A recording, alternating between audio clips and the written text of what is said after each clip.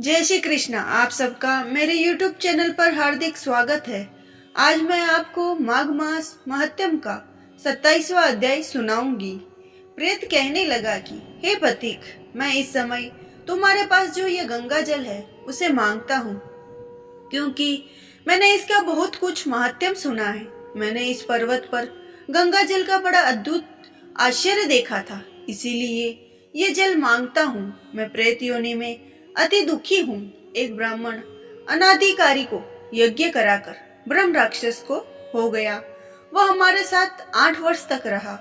उसके पुत्र ने उसकी अस्थियों को इकट्ठा करके गंगा में कनखल स्थान में गिरवा दिया। उसी समय वह राक्षसत्व त्याग कर सत्य को प्राप्त हुआ। मैंने प्रत्यक्ष देखा, इसीलिए मैंने तुमसे प्रार्थना की है। मैंने पहले जन्म में तीर्थ स्थानों में बड़े बड़े दान लिए थे और उनका प्रायश्चित नहीं किया था। इसी से मैं हजारों वर्षों तक इस प्रेत योनि, जिनमें अन्न और जल मिलता है, अति दुर्लभ है, दुख पा रहा हूँ।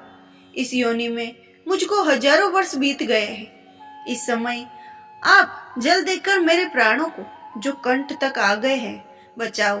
कुष्ठ आदि रोग से भी मनुष्य प्राणों को त्याग करने की इच्छा नहीं करता। देवदूती कहने लगे। ऐसे उस प्रेत के वचन सुनकर वह ब्राह्मण बड़ा विस्मित हुआ और वह अपने मन में विचारने लगा कि संसार में पाप और पुण्य के फल अवश्य आ पड़ते हैं। देवदानव, मनुष्य, कीड़े मकोड़े भी रोगों से पीड़ित होते हैं। बाल तथा वृद्धों को मरण, अंधा, कुबड़ापन, ऐश्वर्य, दरिद्रता, पांडित्य, मूर्खता सब कर्मों से ही होता है। इस कर्म भूमि में जिन्होंने न्याय से धन इकट्ठा किया वह धन्य है। ये सब सुनकर प्रेत गदगद वाणी में बोला, हे पथिक, मैं जानता हूँ कि आप सर्वज्ञ हैं। आप मुझको जीवन का आधार जल इस प्रकार दो जैसे मेघ चातक को देता है। तब पथिक कहने लगा कि हे प्रेत, मेरे माता पिता भृगु क्षेत्र में बैठे हैं। मैं उन्हीं के लिए जल लाया हूँ। अब बीच में तुमने गंगा के संगम का जल मांग लिया।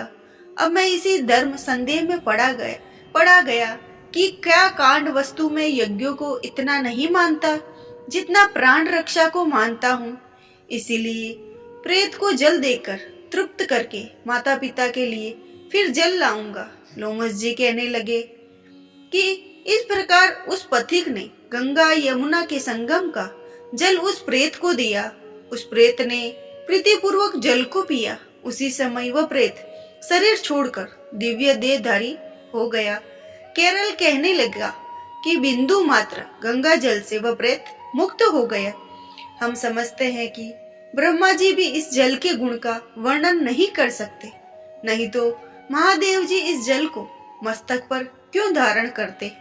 इस संसार में जो मनुष्य काया, वाचा और मनसा के पापों से रंग गए हैं, वह गंगा जल के बिना नहीं धुलते।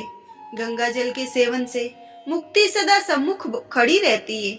जिसके जल को स्पर्श करते ही प्रेत प्रेतित्व को छोड़कर मुक्ति को प्राप्त होता है। जो गंगा का स्नान करता है वह वैष्णव पद को प्राप्त होता है। यदि संबंधी लोग गंगा जल से तर्पण करें तो नरक में रहने वाले पितर लोग स्वर्ग में चले जाते हैं और स्वर्ग में रहे ब्रह्मत्व को प्राप्त होते हैं। गंगा जल के समान और कोई मुक्ति का साधन नहीं है। वह प्रेत वहां से चला गया और 1 मास में जब माघ मास आया तो उसने सुना प्रयाग महात्म्य के अनुसार गंगा यमुना के संगम पर स्नान करके पिशाच शरीर को धारण कर भक्ति पूर्वक नारायण की स्तुति करता हुआ वह द्रविड़ देश का राजा गंधर्व से सेवित उत्तम विमान पर बैठकर इंद्रपुरी को गया। सो हे द्विज, यह इतिहास पापों का जल्द ही नाश करता है। इसमें धर्म का ज्ञान होता है। यह पुण्य यश तथा कीर्ति को बढ़ाने वाला है, ज्ञान तथा मोक्ष को देने वाला है। तुम भी सद्गति पाने के लिए प्रयाग चलो। वहां पर हम ऐसा स्नान करें जो देवताओं को दुर्लभ होता। वहां पर श्राप से पैदा हुआ पिशाचपन सब नाश को प्राप्त हो जाएगा।